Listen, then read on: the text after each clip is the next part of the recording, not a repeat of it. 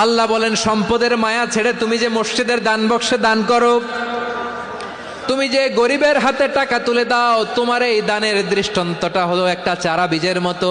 যেই চারা বীজ মাটিতে রোপণ করে দিলে 60টা শীষ গজায়, প্রতি শীষে হয় শত শস্য দানা।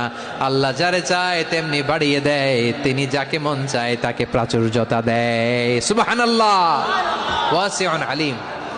আপনি যে দান করেন এটার দৃষ্টান্ত চারা বীজের মতো, রোপণ করে দিলে এক বীজ থেকে 60টা শীষ গজায়, প্রতি শীষে থাকে শত শস্য দানা, 100 করে শস্য দানা, 700টা। তাহলে দিলে বাড়ায় দেয় কে?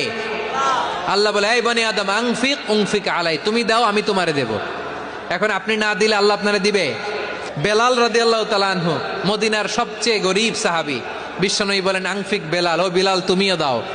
আপনারা কি জানেন বেলাল রাদিয়াল্লাহু তাআলা আনহুর সম্পদ কত ছিল? বেলাল রাদিয়াল্লাহু তাআলা আনহুর মূল সম্পদের পরিমাণ ছিল মাত্র